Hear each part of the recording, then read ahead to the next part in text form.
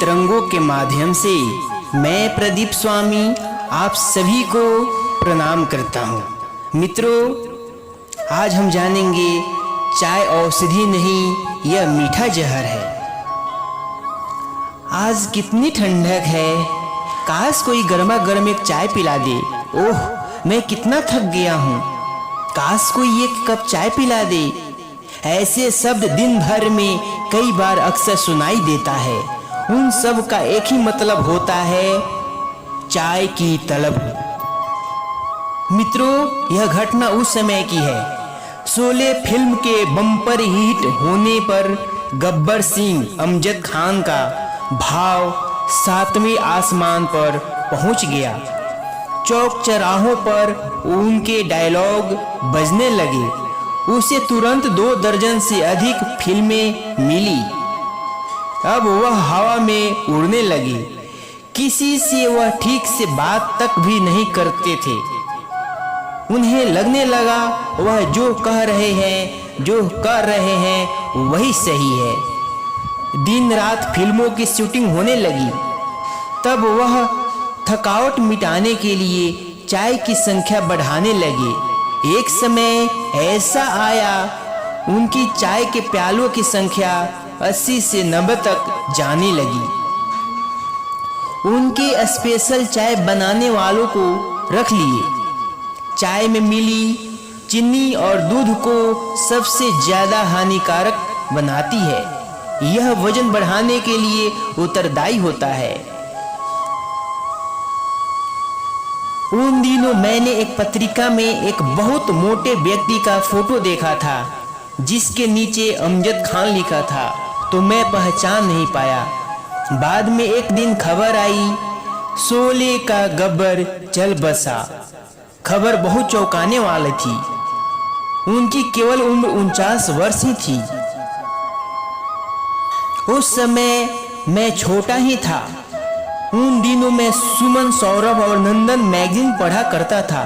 उन्हीं दिनों में बुक स्टॉल पर अपने मैगजीन नया अंक लाने गया था। वहाँ फिल्मी पत्रिका स्टार डस्ट का एक नया अंक टंगा हुआ था, जिसमें अमजद खान के बारे में लेख छपा था। मैं वह पत्रिका लेकर उत्सुकतावश वह लेख एक सांस में पढ़ डाली। स्टार डस्ट ने अमजद खान के बारे में लिखा था। पहले वह फूला, फिर फैला, फिर डब्बा बन गया। उसमें गब्बर सिंह के 80-90 कप तक चाय पीना वजह बताई थी। चाय की खोज चीन में ईसा पूर्व में हो चुकी थी। भारत के घरों में चाय अंग्रेजों के द्वारा पहुंची। प्रारंभ में अंग्रेजों ने दार्जिलिंग के वादियों में चाय के पौधे लगवाए थे और उसका बढ़ावा दिया था। चाय के पेड़ के नई पत्तियों को सुखाकर प्राप्त की जाती है। घरों में चाय बनाने के लिए पानी और दूध को गर्म कर उसमें चाय की पत्ती और चीनी डाल उबाल कर बनाई जाती है। चाय में कैफीन नामक साइको एक्टिव तत्व मनोस्फूर्तिदायक औषधि पाई जाती है, जो संवेदी तंत्रिकाओं को प्रसुप्त करती है, जिससे थकावट दूर होने का एहसास होता है और पीने वाले के केंद्रीय तंत्रिक तंत्र को एक्टिव करता है, जिससे शरीर को स्फूर्ति का एहसास होता है। सिर्फ 200 वर्ष पहले तक भारतीय घर में चाय नहीं होती थी, परंतु आज हालात बदल गए हैं। आज कोई भी घर आए अतिथि को पहले चाय के लिए पूछता है। ये बदलाव अंग्रेजों की देन है। अमेरिका और इंग्लैंड में 90% से अधिक लोग कैफीन का सेवन करते हैं, जिसमें चाय सबसे महत्वपूर्ण है। आज भारत में भी ऑफिसों में दिन भर चाय लेते रहते हैं। यहाँ तक कि लोग उपवास में भी चाय पसंद करते हैं। किसी भी डॉक्टर के पास जाएंगे तो वो शराब, सिगरेट, तंबाकू छोड़ने को कहेगा, पर चाय नहीं। ये सब भी छोड़ो और चाय भी, क्योंकि यह उसे पढ़ाया नहीं गया और वह भी खुद इसका गुलाम है। परंतु किसी अच्छे वैद्य के पास जाओगे तो वह पहले सलाह देगा चाय ना पिए। चाय की हरी पत्ती पानी में उबालकर पीने में कोई बुराई नहीं, परंतु जहां यह फर्मेंट होकर काली हुई सारी बुराइयां उसमें आ जाती है। चाय में सबसे खतरनाक होता है उसमें डाला जाने वाला चीनी और दूध। वास्तव में चीनी और दूध ही चाय को जहर के समान बना देता है। उसके कारण वजन तेजी से बढ़ता है, कोलेस्ट्रॉल की वृद्धि होती है और व्यक्ति उच्च रक्तचाप का मरीज हो जाता है। धीरे धीरे व्यक्ति की आंत बहुत कमजोर हो जाती है, यहाँ तक कि आंत पचे भोज्य पदार्थ से पौष्टिक तत्व अवशोषित नहीं कर पाता और व्यक्ति धीरे धीरे अपने अंतिम दशा की ओर बढ़ जाता है। सुबह खाली पेट पीने पर यह दुगुनी हानि पहुंचाता है। आइए चाय के अन्य हानिकारक प्रभावों के बारे में जानते हैं। हमारे गर्म देश में चाय और गर्मी बढ़ाता है, पित्त बढ़ाता है। चाय के सेवन करने से शरीर में उपलब्ध विटामिन नष्ट होते हैं। इसके लगातार सेवन से स्मरण शक्ति में दुर्बलता आती है।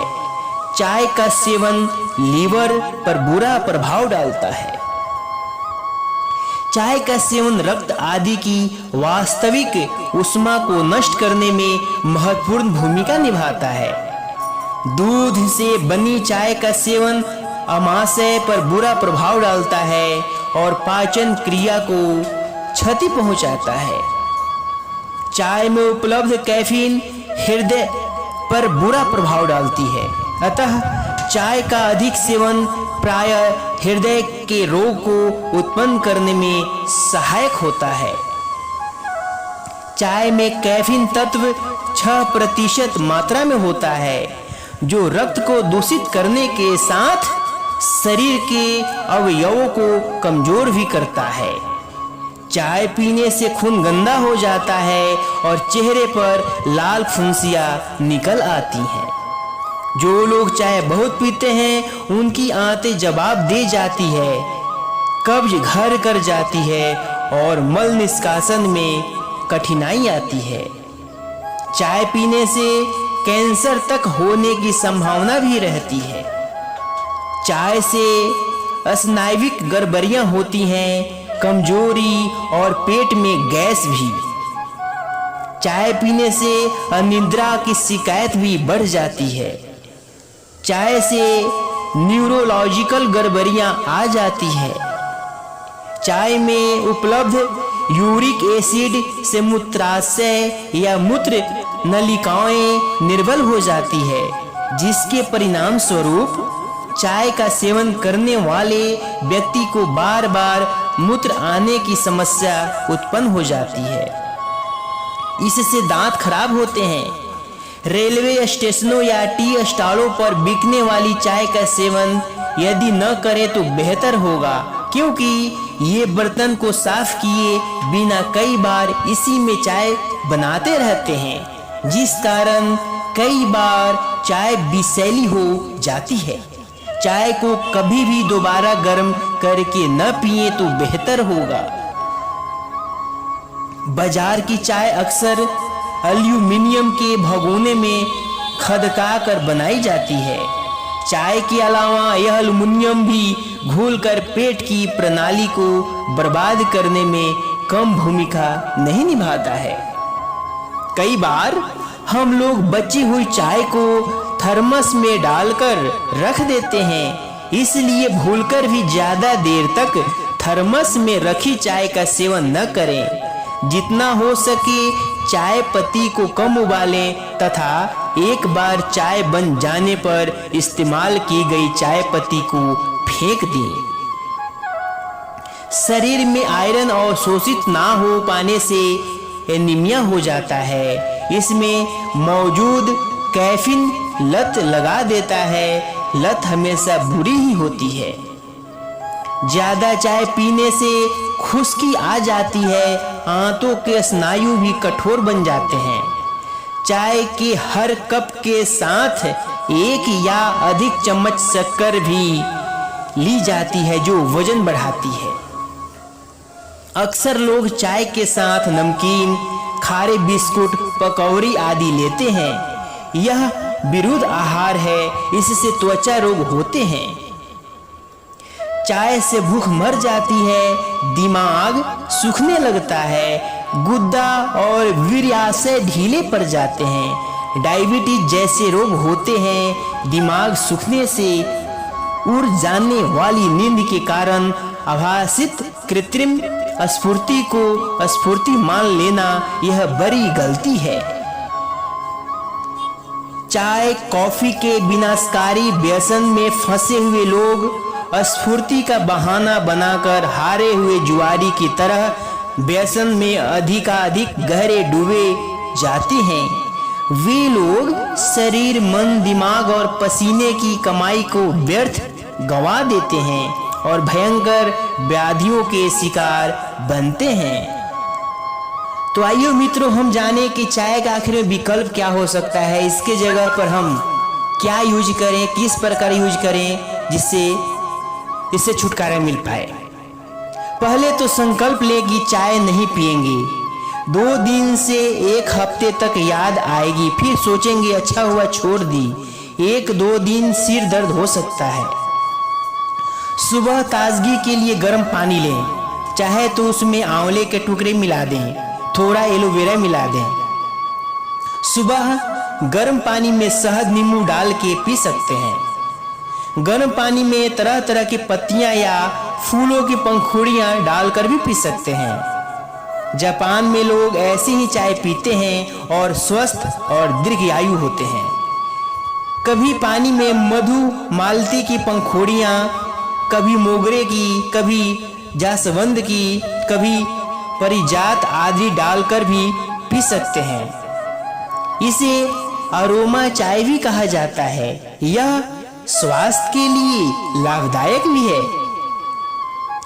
गर्म पानी में लेमन ग्रास, तेज पत्ता, पारिजात आदि के पत्ते या अर्जुन की छाल या इलायची, दालचीनी, इनमें से एक कुछ डालकर पिए। चाय की पत्ती को पानी उबालकर काली चाय बना लें, इसे पिए। चाहे तो इसमें 1 चम्मच शहद डाल सकते हैं। कैमेलिया साइनेसिस की पत्तियों से बनी बाजार में ग्रीन टी आती है। इसे उबलते पानी में डाल लें। चाहे तो 1 चम्मच शहद के साथ ले सकते हैं। यह स्वास्थ्य के लिए अभी तक सबसे फायदेमंद पाई जाती है। इसे दिन में 3-4 बार ले सकते हैं। यह वजन घटाने में भी बहुत उपयोगी सिद्ध हुआ है। ध्यान दें, इसमें चीनी और दूध हरगिज न मिलाएं। मित्रों, धन्यवाद। मुझे पूर्ण विश्वास है कि आपको यह वीडियो बहुत अच्छी लगी होगी। अगर यह वीडियो अच्छी लगी होगी तो इसको लाइक करें, शेयर करें और इस चैनल को सब्सक्राइब करें, जिससे हमारी नई नई वीडियो आपको समय समय पर मिलती रहेगी। एक बार फिर आपको तहे दिल से शुक्रिया, धन्यवाद, बहुत बहुत धन्यवाद।